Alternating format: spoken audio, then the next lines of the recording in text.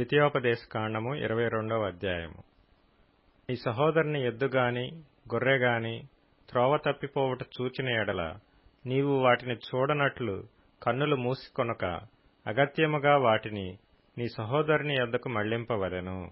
నీ సహోదరుడు నీ దగ్గర లేకపోయిన ఎడలను నీవు అతని నెరుగకపోయిన ఎడలను దానిని నీ ఇంటికి తోలుకొని పోవలెను.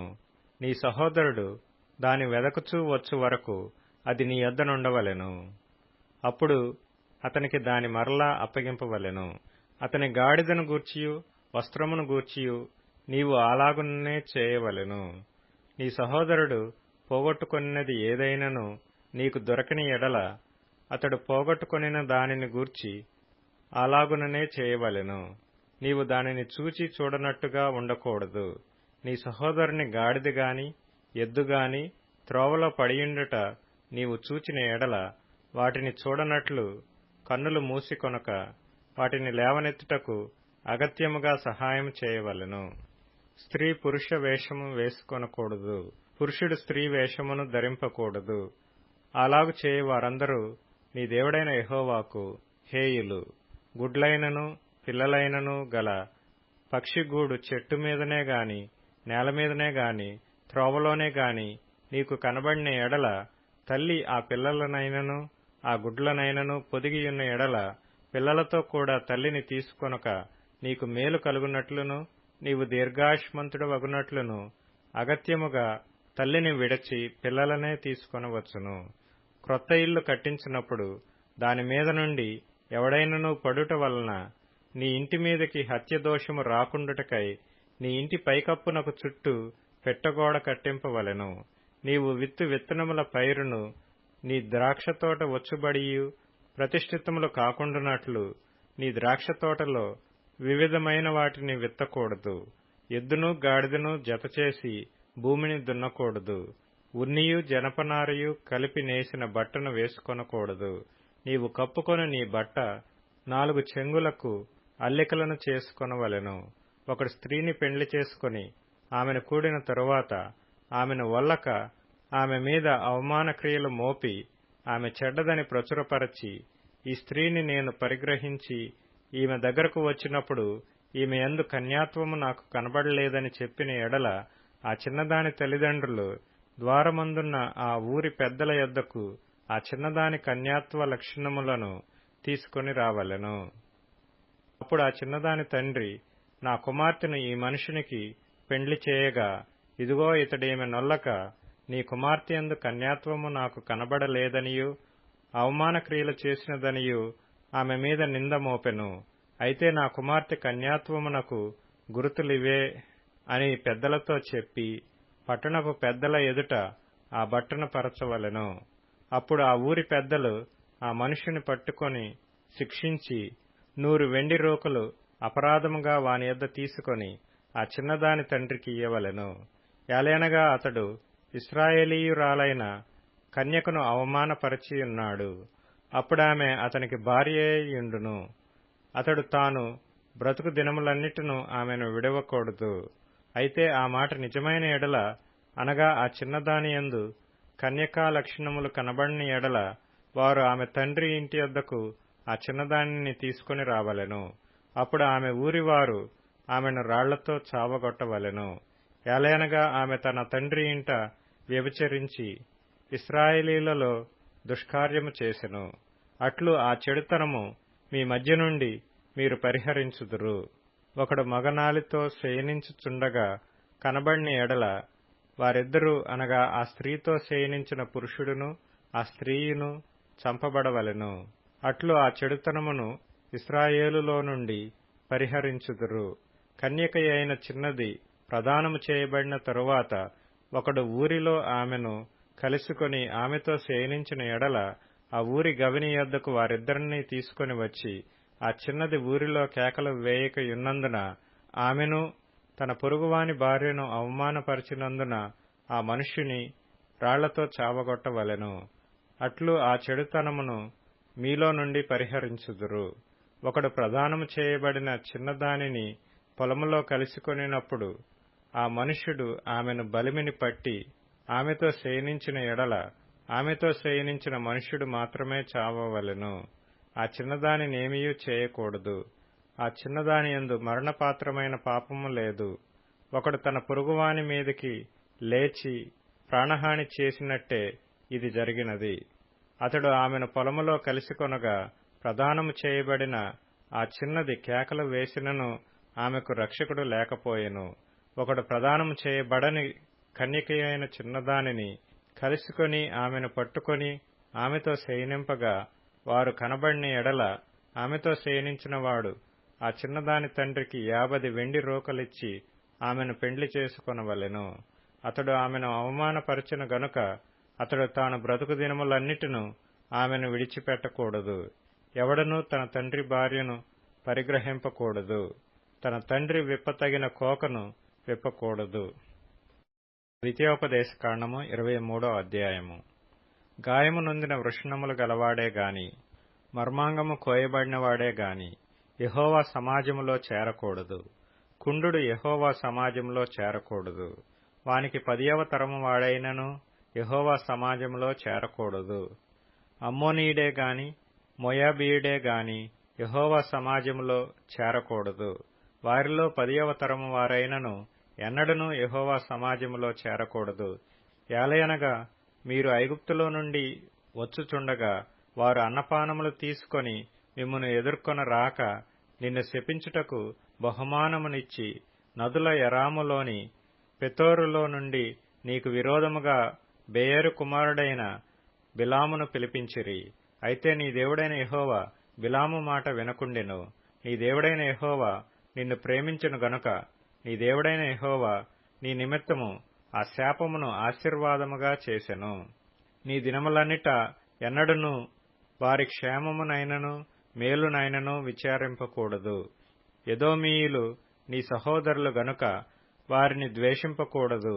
ఐగుప్తు దేశంలో నీవు పరదేశివై ఇంటివి గనుక ఐగుప్తీయులను ద్వేషింపకూడదు. వారికి పుట్టిన పిల్లలలో 3వ తరము వారు యెహోవా సమాజంలో చేరవచ్చును. నీ సేన శత్రువులతో యుద్ధమునకు బయలుదేరినప్పుడు ఏ దుష్కార్యమును చేయకుండా జాగ్రత్త పడవలెను. రాత్రి జరిగిన దాని వలన మైలపడినవాడు మీలో ఉండిన ఎడల వాడు పాళెము వెలుపలికి వెళ్లిపోవలెను.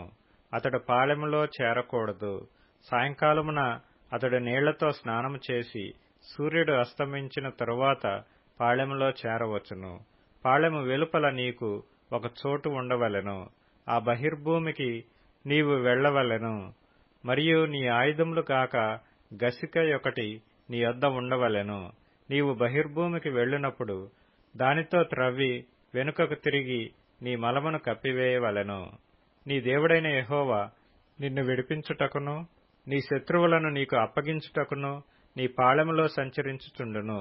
గనుక ఆయన నీలో అసహ్యమైన దేనినైనను చూచి నిన్ను విడువకుండునట్లు నీ పాళెము పరిశుద్ధముగా ఉండవలెను. తన యజమానుని యొద్ద నుండి తప్పించుకుని నీ యొద్దకు వచ్చిన దాసుని వాని యజమానునికి అప్పగింపకూడదు. అతడు తన ఇష్టప్రకారము నీ గ్రామములలో ఒక దానియందు తాను ఏర్పరచుకొనిన చోట మీతో కలిసి మీ మధ్య నివసింపవలెను. నీవు వాని బాధింపకూడదు.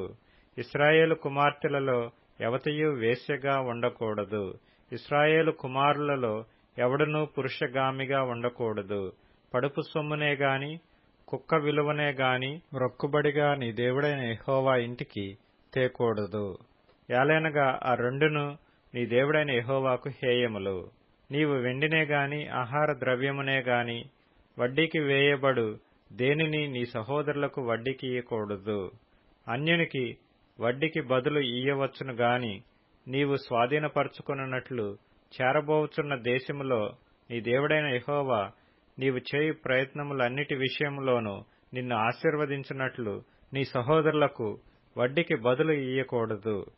నీవు నీ దేవుడైన యెహోవాకు మ్రొక్కుకొనిన తరువాత ఆ మ్రొక్కుబడిని చెల్లించుటకు తడవు చేయకూడదు.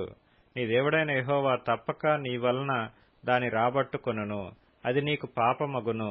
నీవు మ్రొక్కుకొనని ఎడల నీ యందు ఆ పాపముండదు. నీ పెదవుల నుండి బయలుదేరిన మాటను నెరవేర్చుకొని నీ దేవుడైన యెహోవాకు మ్రొక్కుకొనిన ప్రకారము నీవు నీ నోట పలికినట్లు స్వేచ్ఛార్పణము నర్పింపవలెను. నీవు నీ పొరుగువాని ద్రాక్ష తోటకు వచ్చునప్పుడు నీ ఇష్టప్రకారము నీకు చాలినంత వరకు ద్రాక్ష పండ్లు తినవచ్చును గాని నీ పాత్రలో వాటిని వేసుకొనకూడదు. నీ పొరుగువాని పంట చేనికి వచ్చునప్పుడు నీ చేతితో వెన్నులు త్రుంచుకొనవచ్చును గాని నీ పొరుగువాని పంట చేని మీద కొడవలి వేయకూడదు. కీర్తనల గ్రంథం 44వ కీర్తన. ఇదంతయు మా మీదికి వచ్చినను మేము నిన్ను మరువలేదు. నీ నిబంధన మీరి ద్రోహులము కాలేదు. మా హృదయము వెనుకకు మరలిపోలేదు. మా అడుగులు నీ మార్గమును విడిచి తొలగిపోలేదు. అయితే నక్కలున్న చోట నీవు మమ్మును బహుగా నలిపియున్నావు. గాఢాంధకారము చేత మమ్మును కప్పియున్నావు. మా దేవుని నామమును మేము మరచియున్న ఎడల, అన్య దేవతల తట్టు మా చేతులు చాపియున్న ఎడల, హృదయ రహస్యములు ఎరిగిన దేవుడు ఆ సంగతిని పరిశోధింపక మానునా? నిన్ను బట్టి దినమెల్లా మేము వధింపబడుచున్నాము. వధకు సిద్ధమైన గొర్రెలమని మేము ఎంచబడుచున్నాము. ప్రభువా, మేల్కొనుము. నీవేళ నిద్రించుచున్నావు? లెమ్ము, నిత్యము మమ్మును విడనాడకుము. నీ ముఖమును నీవేళ మరుగుపరచియున్నావు? మా బాధను, మాకు కలుగు హింసను నీవేళ మరచియున్నావు? మా ప్రాణము నేలకు కృంగియున్నది. మా శరీరము నేలను పట్టియున్నది. మా సహాయమునకు లెమ్ము. నీ కృపను బట్టి మమ్మును విమోచింపుము. సామెతల గ్రంథం 11వ అధ్యాయం. దొంగత్రాసు యెహోవాకు హేయము, సరియైన గుండు ఆయనకిష్టము.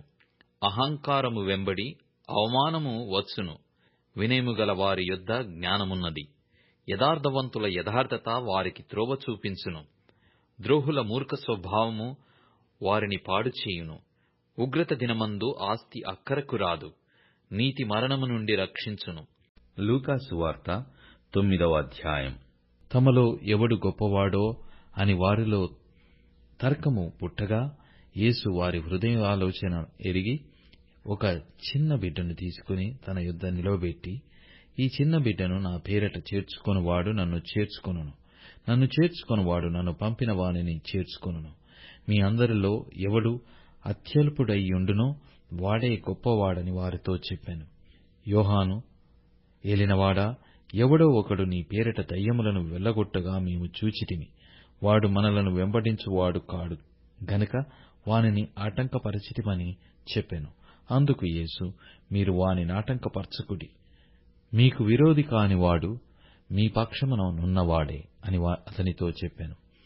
ఆయన పరమునకు చేర్చుకొనబడు దినములు పరిపూర్ణమగుచున్నప్పుడు ఆయన యెరూషలేమునకు వెళ్ళుటకు మనస్సు స్థిరపరచుకుని తనకంటే ముందుగా దూతలను పంపెను. వారు వెళ్లి ఆయనకు బస సిద్ధము చేయవలెనని సమరయుల ఒక గ్రామములో ప్రవేశించిరి గాని ఆయన యెరూషలేమునకు వెళ్ళ నభిముఖుడైనందున వారాయనను చేర్చుకొనలేదు. శిష్యులైన యాకోబును యోహానును అది చూచి, ప్రభువా, ఆకాశము నుండి అగ్ని దిగి వీరిని నాశనము చేయునట్లు మాజ్ఞాపించుట నీకిష్టమా అని అడగగా, ఆయన వారి తట్టు తిరిగి వారిని గద్దించెను. అంతట వారు మరియొక గ్రామమునకు వెళ్ళిరి. వారు మార్గమున వెళ్ళుచుండగా ఒకడు, నీవెక్కడికి వెళ్ళినను నీ వెంట వచ్చెదనని అతనితో చెప్పెను. అందుకు యేసు, నక్కలకు బొరియలును ఆకాశపక్షులకు నివాసములను కలవు గాని మనిషి కుమారునికి తలవాల్చుకొనుటకైనను స్థలము లేదని అతనితో చెప్పెను. ఆయన మరియొకనితో, నా వెంట రమ్మని చెప్పెను. అతడు, నేను వెళ్లి మొదట నా తండ్రిని పాతిపెట్టి వచ్చుటకు సెలవిమ్మని మనవి చేసెను. అందుకాయన, మృతులు తమ మృతులను పాతిపెట్టుకొననిమ్ము, నీవు వెళ్లి దేవుని రాజ్యమును ప్రకటించుమని వానితో చెప్పాను. మరియొకడు, ప్రభువా, నీ వెంట వచ్చెదను గాని నా ఇంట నున్న వారి యొద్ద సెలవు తీసుకుని వచ్చుటకు మొదట నాకు సెలవిమ్మని అడగగా, యేసు నాగటి మీద చెయ్యి పెట్టి వెనుక తట్టు చూసు వాడెవడునూ దేవుని రాజ్యమునకు పాత్రుడు కాడని వానితో చెప్పెను.